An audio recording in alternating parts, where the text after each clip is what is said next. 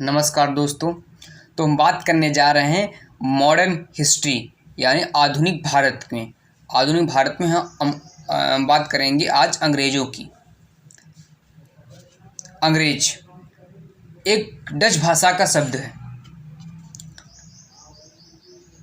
अब हम अंग्रेज़ों के बारे में उनके क्या क्या कार्य थे उसके बारे में चर्चा करेंगे। अंग्रेज़ों का आगमन एवं सफलता, महारानी एलिजाबेथ प्रथम का चार्टर, हॉकिंस एवं थॉमस रो, अंग्रेज़ों का व्यापारिक विस्तार कैसा था इसके बारे में चर्चा करेंगे। पूर्वी भारत में कंपनी का बढ़ता प्रभाव के बारे में चर्चा करेंगे। कोलकाता में व्यापार की शुरुआत कैसे हुई इसके बारे में चर्चा करेंगे। फारूक का फरमान क्या था इसके बारे में। हम कंपनी व्यापार का विस्तार कैसे हुआ इसके बारे में हम चर्चा करेंगे। पुर्तगाली एवं डचों के साथ अंग्रेज़ों का संघर्ष कैसा था इसके बारे में भी हम चर्चा करेंगे। अंग्रेज़ों के व्यापार में कैसे विस्तार हुआ इसके बारे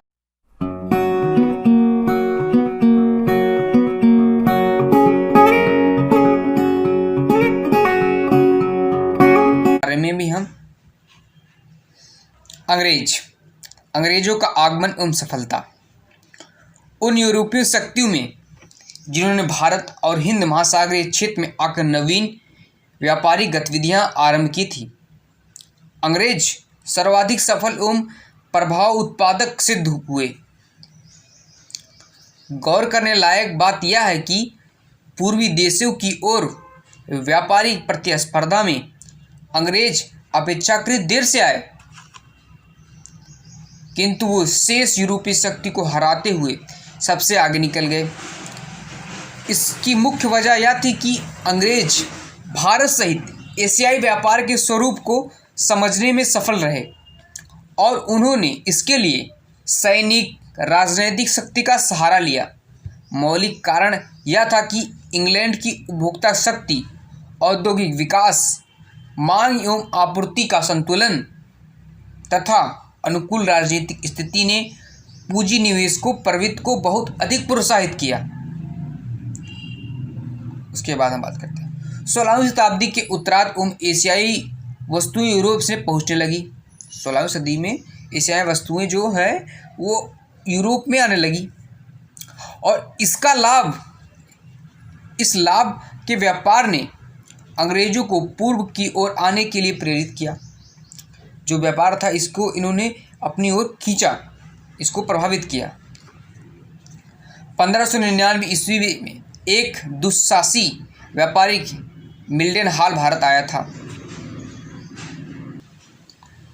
उसके बाद हम बात करेंगे महारानी एलिजाबेथ प्रथम का चार्टर।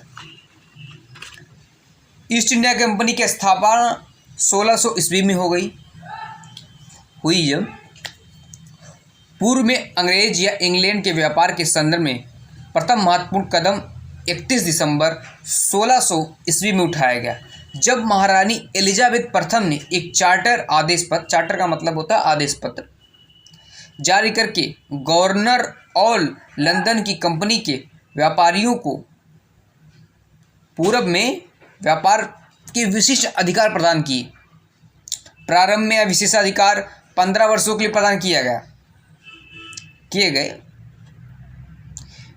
जिन्हें मई 1609 में एक नवीन चार्टर आदेश पत्र के माध्यम से अनिश्चित काल के लिए विस्तारित कर दिया गया।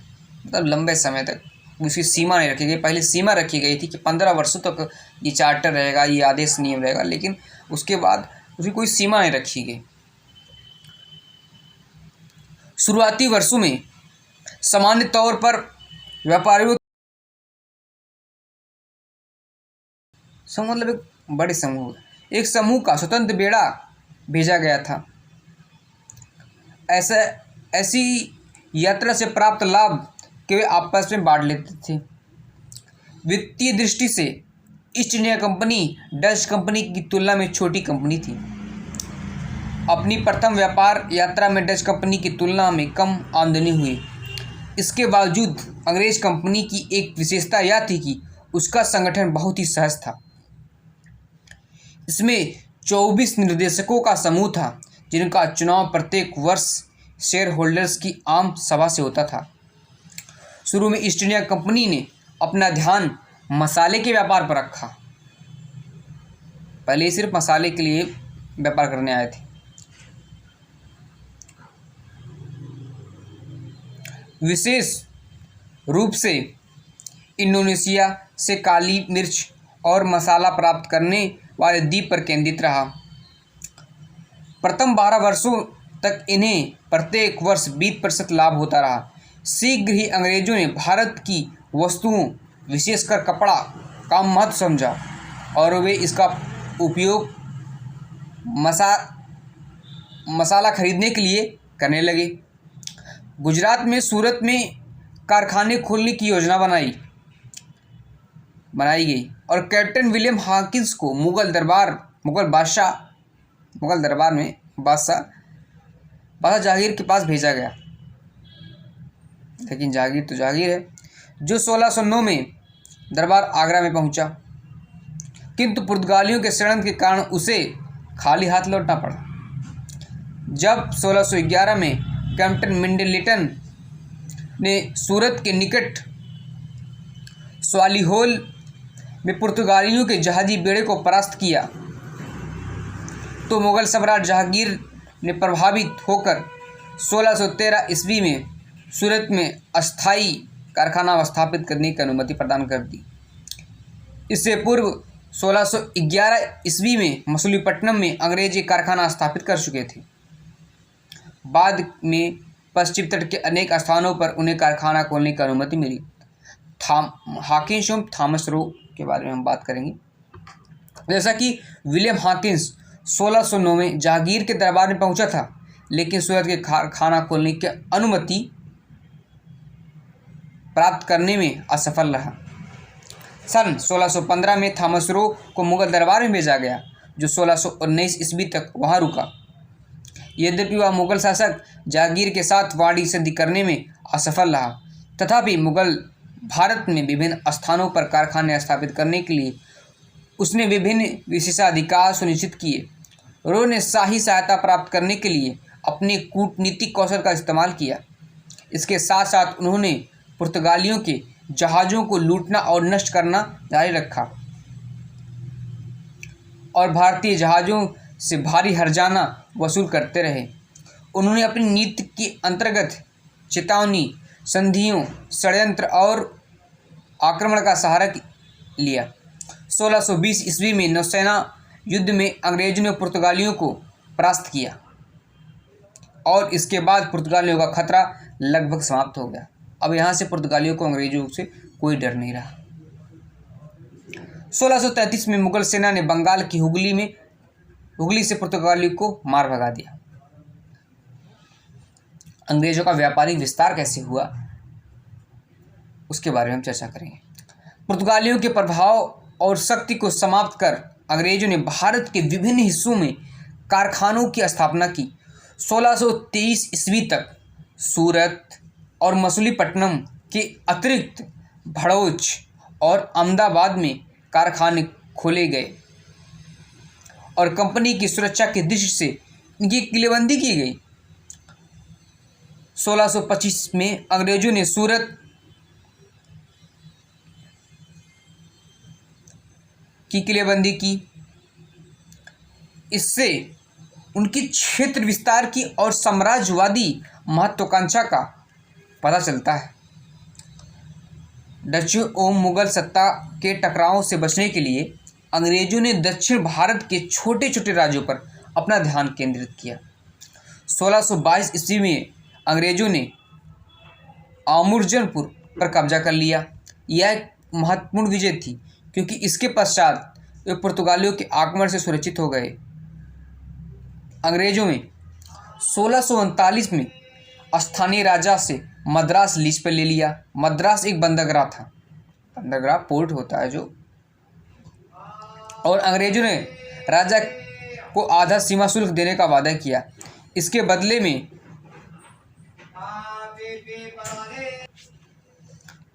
बदले में उन्होंने किलेबंदी करने और अपना सिक्का जारी करने का अधिकार प्राप्त कर लिया। 1640 ईस्वी में अंग्रेजों ने विजयनगर शासकों के प्रतिनिधि चंद्रगिरी के राजा से मद्रास छीन लिया। यहाँ पर सेंट जॉर्ज किले का निर्माण किया गया।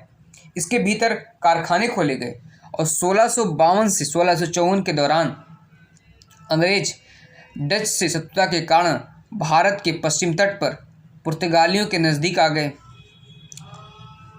1661 ईस्वी में ब्रिटेन के सम्राट चार्ल्स द्वितीय ने पुर्तगाल की राजकुमारी से विवाह कर लिया, जिसमें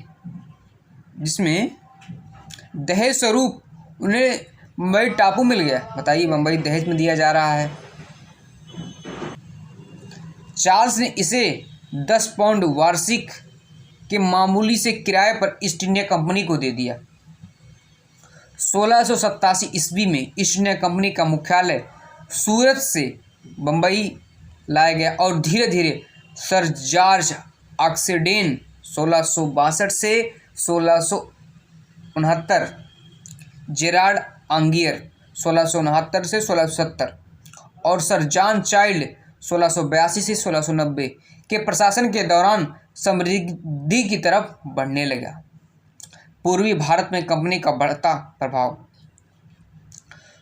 1630 के बाद पूर्वी भारत में ईस्ट इंडिया कंपनी का प्रभाव तेजी से बढ़ा। 1633 ईस्वी में ओडिशा के बालासोर और 1651 में बंगाल की हुगली में कारखाने स्थापित किए गए। बिहार में पटना और बंगाल में ढाका और कासिम बाजार में भी कई कारखाने खोले गए। 1658 ईस्वी में बंगाल, बिहार, उड़ीसा और कोरोमंडल तट सेंट जॉर्ज किले के नियंत्रण में आ गया। पूर्वी भारत में कंपनी को अपने व्यापार के लिए माल जैसे कपड़े का थान, सिल्क, चीनी और सोरा देश के अंदरूनी हिस्सों में लाना पड़ता था। इसके लिए उन्हें कई जगह चुंगी और सीमा शुल्क देना पड़ता था। कंपनी ने बराबर इन बाधाओं को दूर करने का प्रयत्न किया। 1691 से 1656 और 1672 में प्राप्त फरमानों मतलब आदेश उन्हें बाधाओं से मुक्ति मिली। अब उन्हें कुछ निश्चित राशि भारतीय राजाओं को देनी पड़ती थी। 1680 में मुगल सम्राट ने कंपनी पर जजिया कर लगाया और इसके बदले में कंपनी को सूरत के अलावा सभी जगह सीमा शुल्क रहित व्यापार करने की अनुमति दी। कलकत्ता में व्यापार की शुरुआत।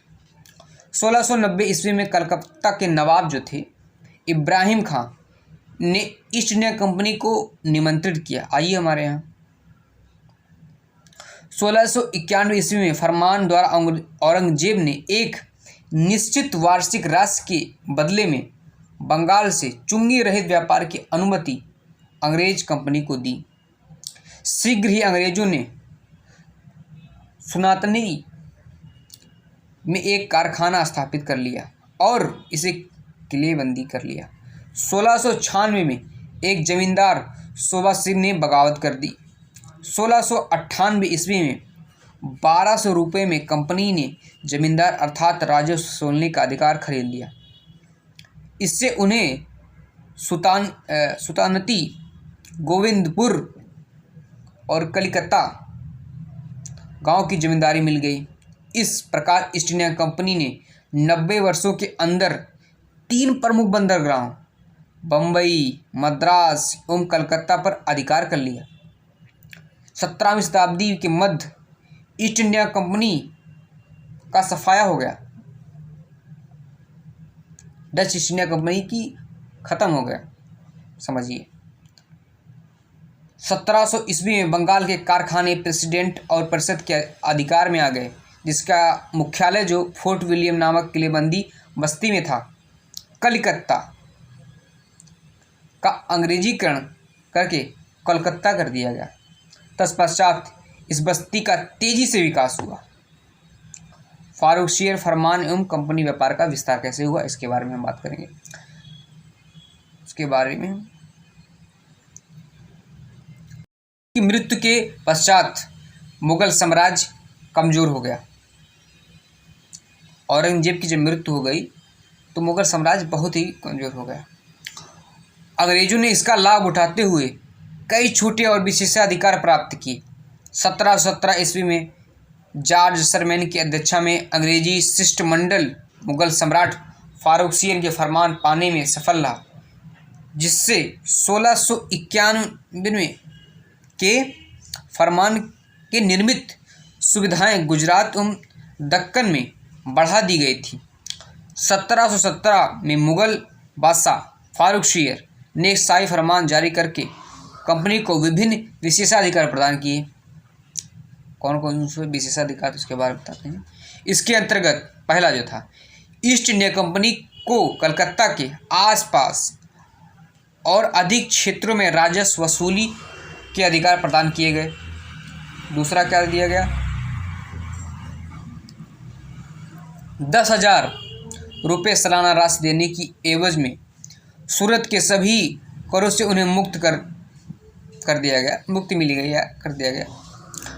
कंपनी को बिना शुल्क दिए बंगाल में मुक्त रूप से व्यापार करने की छूट मिली, जिसके बदले में कंपनी को 30,000 रुपये की एक रकम वार्षिक रूप से अदा करनी थी। चौथा, बम्बई में ढाले गए कंपनी के सिक्कों को पूरे मुगल साम्राज्य में वैधता प्रदान करने की घोषणा की गई। और नंबर 5, कंपनी के हैदराबाद के पुराने विशेषाधिकारों को बनाए रखा गया और उस क्षेत्र में उन्हें कर छूट दी गई इत्यादि विशेषाधिकार शामिल थे। पुर्तगाली एवं डचों के साथ अंग्रेजों का संघर्ष कैसा रहा, उसके बारे में चर्चा किया गया। स्वयं को स्थापित करने में एक और कंपनी को मुगल और भारतीय राज्यों से निपटना पड़ा, तो दूसरी ओर उन्हें पुर्तगाली और डचों से भी लोहा लेना पड़ा। 17वीं शताब्दी की शुरुआती 3 दशकों में उन्हें पुर्तगालियों का सामना करना पड़ा। 1630 में मैड्रिड संधि के पश्चात अंग्रेजों और पुर्तगालियों की शत्रुता समाप्त हो गई। 1634 ईस्वी में सूरत स्थित अंग्रेजी कारखाने के अध्यक्ष और गोवा स्थित पुर्तगाली वायसराय के बीच एक दूसरी संधि हुई, जिसके अनुसार भारत के वाणिज्यिक मामलों में दोनों देशों एक दूसरे की सहायता करने का निर्णय लिया। 1654 ईस्वी में पुर्तगालियों ने पूर्व के व्यापार पर अंग्रेजों के अधिकार को स्वीकार कर लिया और 1661 की संधि के अंतर्गत भारत के डचों के विरुद्ध दोनों एकजुट हो गए। डच व्यापारिक शक्ति के संदर्भ में गौर करें तो स्पष्ट होता है कि डचों ने मसाले के व्यापार से न केवल पुर्तगाली को निष्कासित कर दिया, अपितु दक्षिण पूर्वी एशिया से अंग्रेजों को भी मार भगाया था। यद्यपि डचों की रुचि मुख्य रूप से मसाला उत्पादन द्वीपों में थी, पर उन्होंने पुलिकट 1610, सूरत में 1616 में, चिंसुरा में 1653, कासिम बाजार, बरंगोरा, पटना, बालासोर, नागापट्टनम 1659 और कोचीन 1663 में अपने कारखाने भी खोल रखे थे। डच अंग्रेजों की अपेक्षा सुरक्षित स्थिति में थे। उन्होंने दक्षिण पूर्व एशिया पर अपना अधिकार जमा रखा था, इसलिए उन पर अंग्रेजों की तरह भारत में राज्य क्षेत्र हासिल करने का दबाव नहीं था। 1653 से 54 के बाद कई बार डचों और अंग्रेजों की शत्रुता मुठभेड़ की स्थिति में पहुंच गई। इसी समय डच जहाजी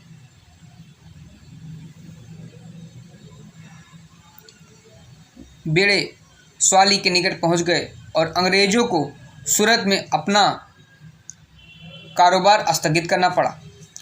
1667 में डच भारत में स्थापित अंग्रेजी अड्डों को छोड़ने के लिए राजी हो गए और अंग्रेजों ने इंडोनेशिया पर अपना दावा छोड़ दिया। इस प्रकार दोनों शक्तियों ने पारस्परिक समझौता कर लिया। इसके बावजूद अंग्रेज निरंतर डचों को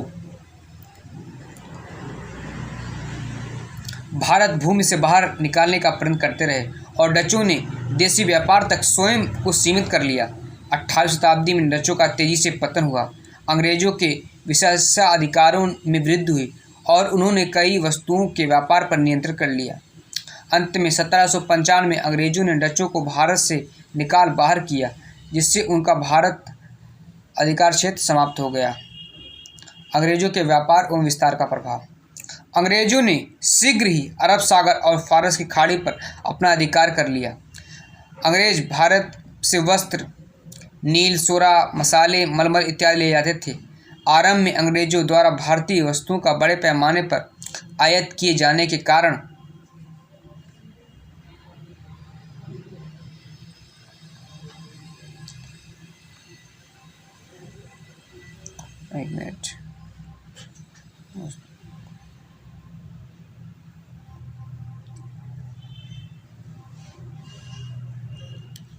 भारतीय दस्तकारी को बहुत लाभ पहुंचा। बड़े बड़े भारतीय व्यापारी कंपनी के मध्यस्थ व्यापारियों के रूप में काम करने लगी। अपने समकालीन यूरोपीय तथा भारतीय शक्तियों को पराजित करने के बाद अंग्रेजों ने भारत में अपना राजनीतिक प्रसार आरंभ कर दिया ताकि व्यापारिक आवश्यकताएं पूरी की जा सकें। इसी क्रम में अंग्रेज भारत में मुगलों की वैकल्पिक शक्ति के रूप में उभरे। 1764 ईस्वी में बंगाल विजय के बाद से तो अंग्रेजों ने ब्रिटिश औद्योगिक क्रांति की आवश्यकताओं को अनुरूप व्यापार को स्वरूप प्रदान किया। इसके बारे में हम फ्रांसीसी के बारे में बात करेंगे। धन्यवाद।